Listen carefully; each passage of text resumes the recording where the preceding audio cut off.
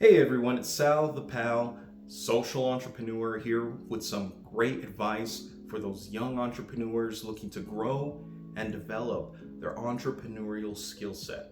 Stay tuned. This advice has the potential to lead you to success, whether that's in your personal life, your financial life, or in your business life. Check it out. The topic of discussion: the servant leadership mentality. What is the servant leadership mentality? Well, the servant leadership mentality is the idea that you should be a servant as a leader first and foremost to your people and your network. This usually is different from a traditional leadership role where traditional leaders are more focused on the logical aspects of leading, such as setting goals, setting deadlines, and meeting certain financial numbers to keep continuing, to keep moving forward, to keep profiting. Okay?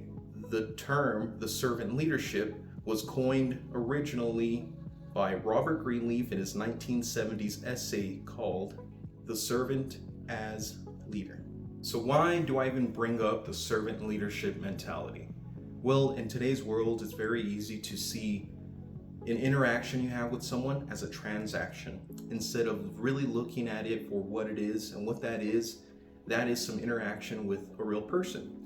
A person with the same fears as you, the same wishes as you, the same desires. When you're working with other people, having that ability to really take a step back, to really look at the person, to hear them out, to create that culture where everyone's a part of it, everyone has the ability to grow, to learn just as you want. That is something that will lead your team, your people, to great success in any ventures that you focus on. People crave real connections. People crave that real love. People want to be happy with themselves and what they do on a daily basis. Servant leaders understand this.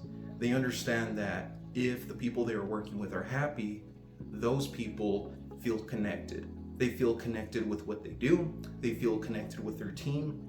And connection, that's something that in today's world is slowly fading away. So being able to create that environment where your people feel connected is great, because sometimes we don't have that in any other aspect of our life. So what are some of the benefits of being a leader with a servant mentality first? Well, as I've said again, having that mentality creates that environment where the people that you work with aren't afraid to ask you a question. They don't feel like you're gonna respond to them with some sort of resentment, sarcasm, things like that. The people feel like they have the ability to think outside the box, be a little more creative, take a risk.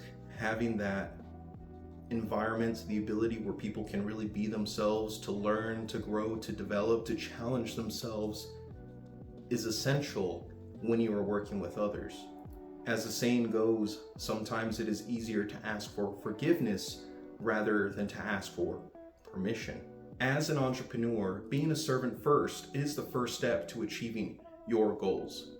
The amount of service you are to others directly affects the compensation that you get in return. So if you want more, you need to leverage the service you are to other people. Everyone, this is Sal the Pal, social entrepreneur, signing off. It's great talking to you again. Everyone, be good.